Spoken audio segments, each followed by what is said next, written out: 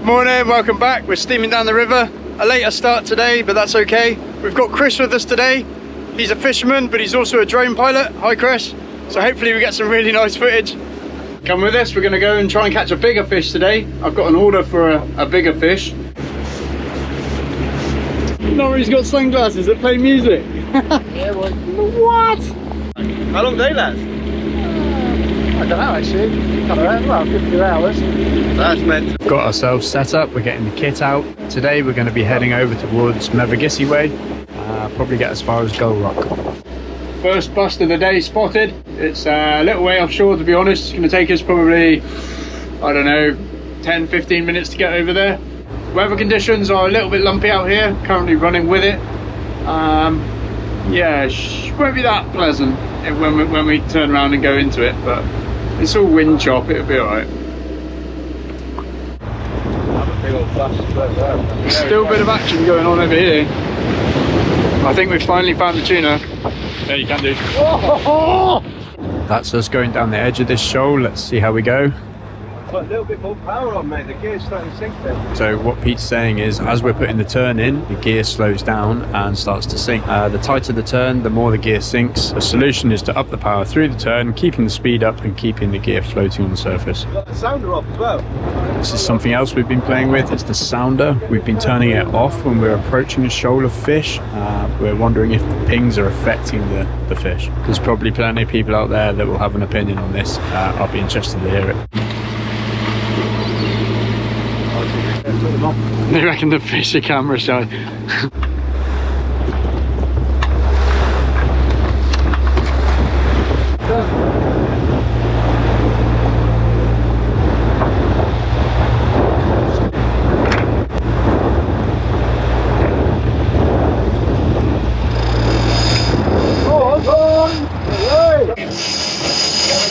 Fish on, here we go.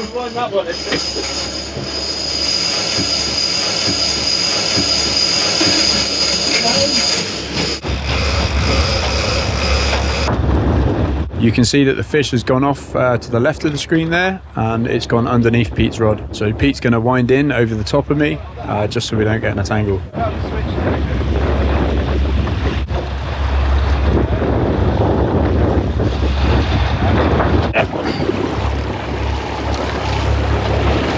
Okay, that's yours.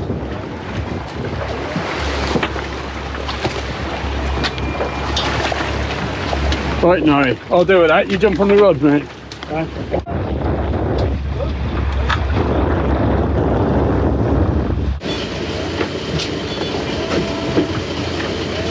First tuna.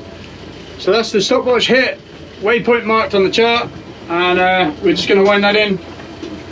See what we got.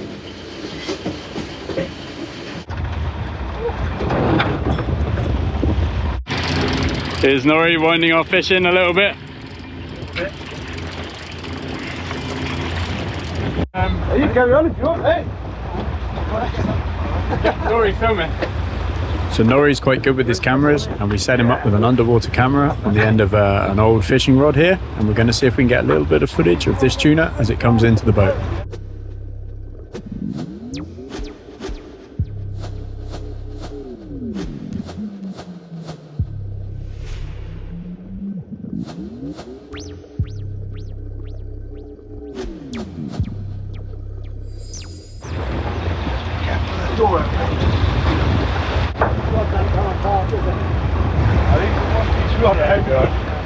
Yeah, we're just having a look at this fish size-wise. Not convinced it's a keeper.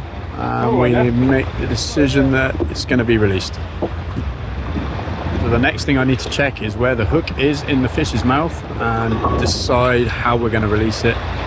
Perfect. This fish is hooked nicely in the side of the mouth. It will make for an easy release. We actually find that a lot of the fish that hit these lures from the spreaders are hooked like this. So Pete's gone for the mouth grips. They're a very useful tool in not damaging the fish too much, but controlling it while we unhook it. To be honest with you, with this hook placement and a lively fish, I'm just going to go for a straight release. Fish away, fish release. You gone? Yeah, you gone. Oh, we caught a small one. Well, that's our first fish for today. It's a small one. We've released it. That's gone back all right. Let's let that one get bigger. That little fish, we hooked it up and had it released within 8 minutes. That's pretty good going. We'll carry on now, get the gear back in the water, see if we can get another one.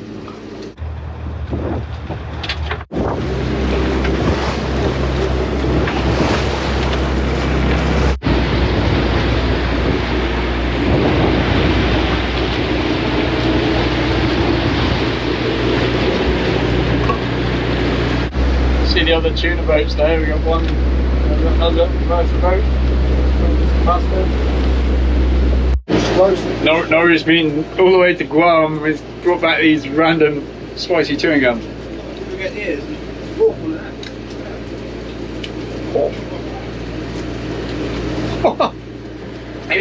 It's like an airways, isn't it? But like massively stronger. So the bigger one, say like 150 kilo, how old do you reckon that is? Great question, Nori. So how old is a fish that's about 150 kilos? According to a paper we found in the Aquatic Living Resources titled Updated Estimate of Growth Curve of Western Atlantic Bluefin Tuna, we can see there that 153 kilo fish would be around about 10 years old. Fish found in the UK are known as East Atlantic or Mediterranean bluefin tuna, and these spawn around about 3 to 5 years old. So a fish of 150 kilos will definitely have had quite a few seasons of breeding.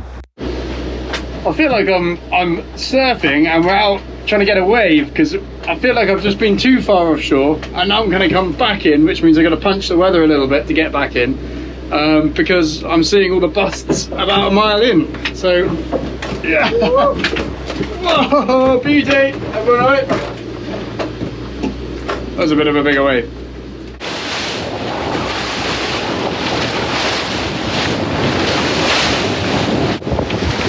Bit rough out here.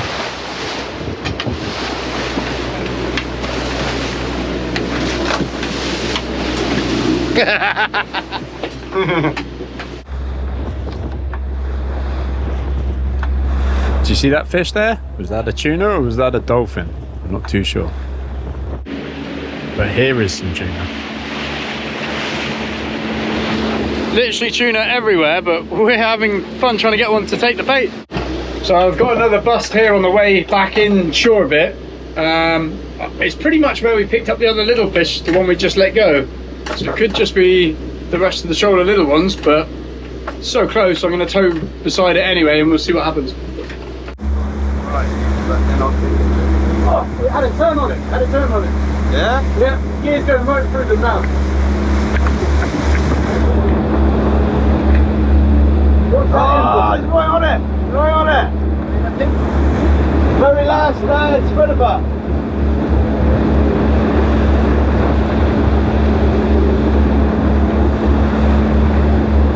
You had a turn of it.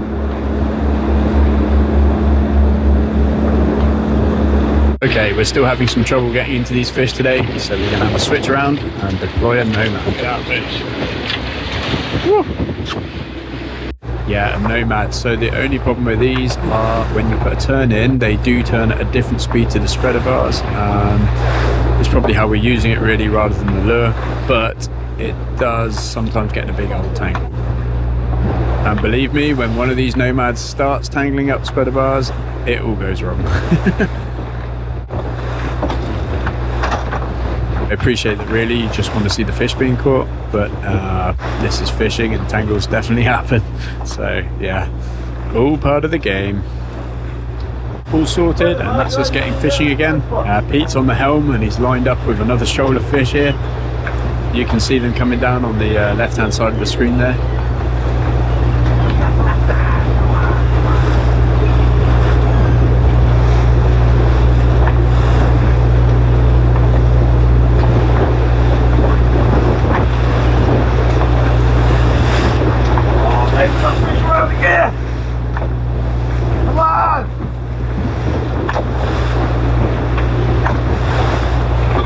Yep, doesn't always happen, so Pete managed to line that up perfectly, got the fish in amongst the lures, and still didn't get a strike. So, yeah, happens. There's a lot of fish out here today, but the thing is they don't seem to be in a massive bust, they're just in small little busts. and we're just trolling around. Apart from the little one we picked up, we haven't really managed to get into another one. We've had one have a turn on the lure, but yeah, no good. I mean, there's some over here. I don't know if you can see that. I'm gonna head over, but let's have a go. Tough today, having to work for our fish. Boys checking for weed. Any weed on it? No, it looks good. Let's go. That one's good. Sweet.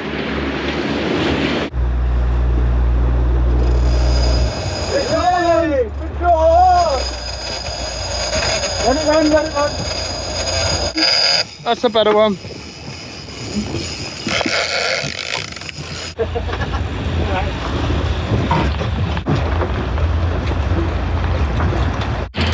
Pete's not sure if it's a keeper, this one. I think it is a keeper. It went off quite hard, that. £5 on it? £5 on a keeper? I think it's a keeper and you think it isn't a keeper. I mean, you're on the rod.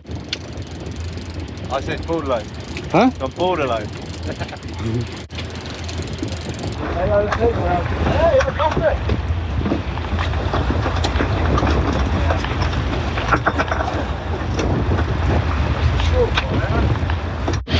So I've got my tools here. I've got my spike for dispatching the fish. I've got a T-bar for releasing the fish. I've also got our mouth grips here. Line, if you can back the drag off, about halfway where it is now. Yeah, it's decision time again. It's definitely looking like a small fish again. It's not so good for us today. Pete's probably right. It probably is borderline, but I've decided it's too small, so we're going to release it.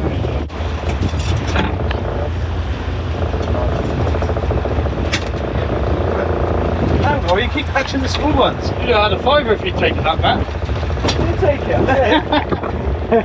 You said keep now, I said borderline, I was closer. That's the second small fish released. 6 minutes from hooking to release, and we let that one go and it swam off absolutely fine. Damn, he went off hard for a small one. Oh, we can swap the stingers over now. Yeah. Watch out, that one.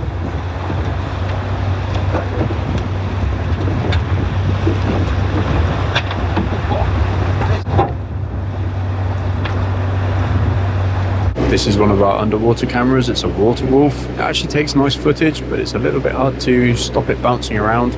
Nori was on the rod this time, so I just had this one dangling off the back on a line. Here's what I got.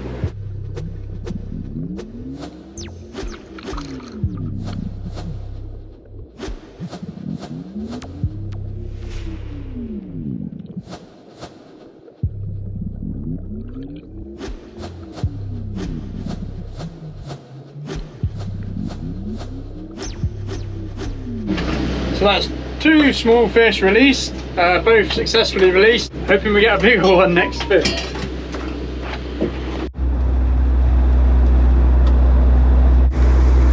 just making another stinger up. Get rid of this one. We don't like this one now. It's been quite hard fishing today. We're constantly switching things around, so we swapped a black stinger there for a pink one. Let's see how we go with this.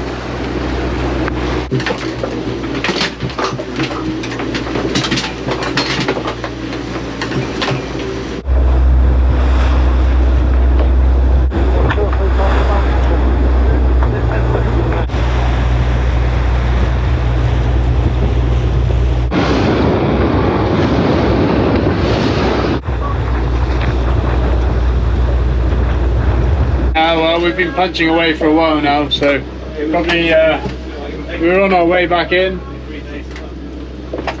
Not the greatest of days in terms of catching a fish to take, but we caught 2 smalls. They're beautiful fish. It's lovely to see them anyway.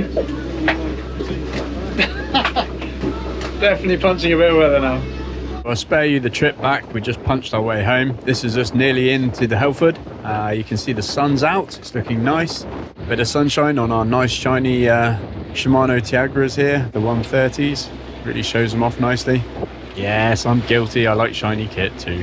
Nori says that it's good enough for flying a drone. So Pete and Nori are going to bring in these rods now, and we're going to have a go at flying a drone once we get into the river. Stick with us if you want to see how the drone footage turns out. I think it was well worth the effort, and it looks really cool. Boys up straight in the eye. Home point updated. So let me just get in front of it.